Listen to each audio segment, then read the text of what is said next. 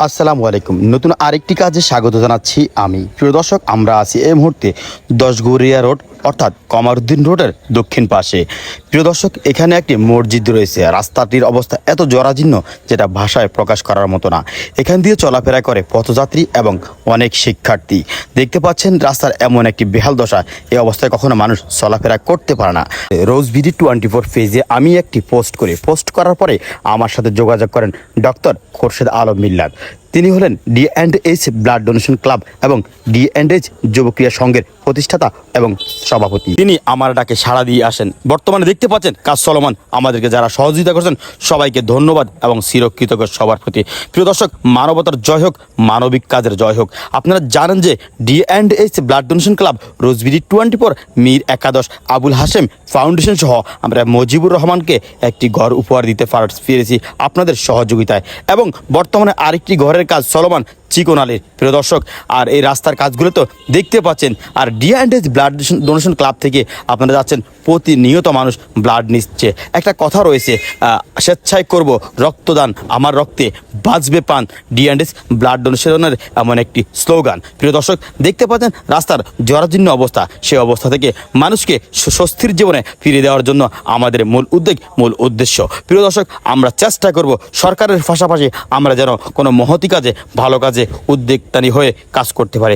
দেখতে পাচ্ছেন আমাদের খোরশেদ আলম মিল্লাত এবং মীর একাদশের পরিচালক রুবেল মীর। প্রিয় দর্শক, সব কিছু মিলিয়ে আজকে আমাদের এই ভিডিওটি প্রচার করার একটা মাত্র উদ্দেশ্য যে আমার এলাকায় আমি উন্নয়ন করতেছি, আপনার এলাকায় আপনি করেন। প্রিয় দর্শক, আমরা একটা কথাই বলতে চাই, রাজনৈতিক কোনো বিষয় আমাদের সংগঠনের মূল উদ্দেশ্য নয়। আমাদের এখানে যে দলের হোক না কেন, সকলে আমাদেরকে সহযোগিতা করতে পারেন, সকলে আমাদের কাছে আসতে পারেন। প্রিয় দর্শক, আমরা সরাসরি এখন একটু কথা শুনবো। আমরাও দেখেছি এই রাস্তা, এই জরাজীর্ণ অবস্থা এবং এখানে এক হাঁটু পরিমাণ পানি জমতো। সামনে একটি মসজিদ রয়েছে। এই বিশাল জনবহুল এলাকায় অনেক গাড়ি এখানে যাতায়াত করে, স্কুল কলেজ পুরো ছাত্রছাত্রী এখান থেকে যাতায়াত করে। আজকে এখানে যারা উদ্যোগ নিয়েছেন, যারা এই কাজে সম্পৃক্ত হয়েছেন, এই গর্ত ভরানোর ক্ষেত্রে ইট বালু কণা দিয়ে যারা উদ্যোগ গ্রহণ করেছেন, আমি মাননীয় সংসদের পক্ষ থেকে এবং বার্তা ইউনিয়নের পক্ষ থেকে সবাইকে ধন্যবাদ জানাই। আমরা এখন একটু কথা বলবো ডি&এইচ ব্লাড ডোনেশন ক্লাবের প্রতিষ্ঠাতা সভাপতি ডক্টর খোরশেদ আলম মিল্লাতের সাথে। আসসালামু আলাইকুম। এই ঘটনাটা দীর্ঘদিন যাবৎ এইভাবেই ছিল।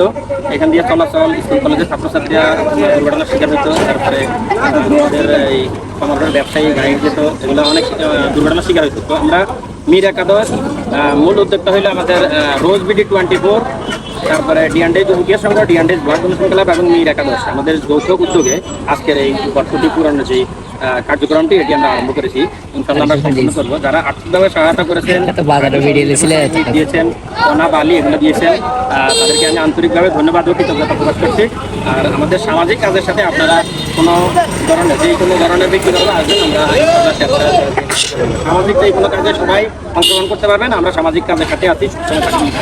রোজ বিডি 24 আমি সর্বশেষ জ্ঞাপন করবো যে রফিককে কিছু বলে সমাপনী বক্তব্য করে দিয়ে আমি একটা কথাই বলবো, মানবতার কাজ করতে হলে, উন্নয়নমূলক কাজ করতে হলে শুধুমাত্র সরকারের দিকে তাকিয়ে থাকলে হবে না।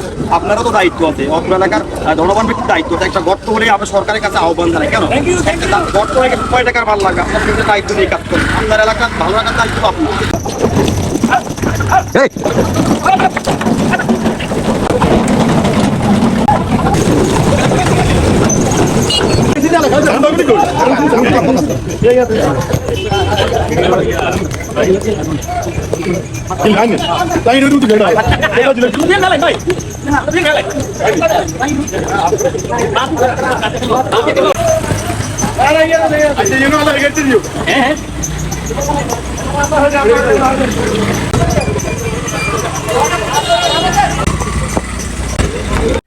দর্শক শ্রোতা বন্ধুগণ, আপনারা দেখতেছেন পূর্বে যে রাস্তাটি ভাঙ্গা জরাজীর্ণ অবস্থা ছিল, আর এখন বর্তমান যে পরিস্থিতি সেটা দেখতেছেন। রাস্তাটির গর্তগুলো একেবারে পূরণ করলে, রাস্তার সাথে সামঞ্জস্য করে আমরা যতটুকু পেরেছি পূরণ করে দিয়েছি। ইনশাল্লাহ মানবতার কাজে আমরা আসি থাকবো। ডি&এইচ যুবক্রিয়া সংঘ, ডি&এইচ ব্লাড ডোনেশন ক্লাবের পক্ষ থেকে সকলের প্রতি রইল শুভেচ্ছা। ভালোবাসার আরেক নাম ডি&এইচ।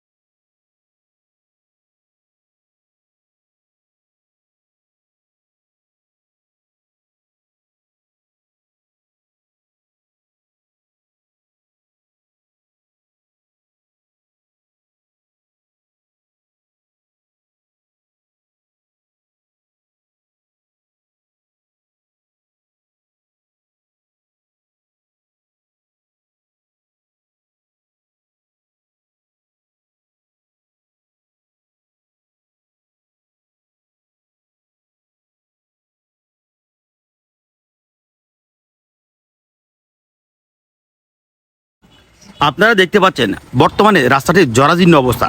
সেই অবস্থা থেকে D&H ব্লাড ডোনেশন ক্লাব এবং রোজবিডি 24 উদ্যোগ নিয়ে বর্তমানে এই অবস্থা দেখতে পাচ্ছেন। ইট বালু এবং কণা দিয়ে রাস্তাটি সম্পূর্ণ করে।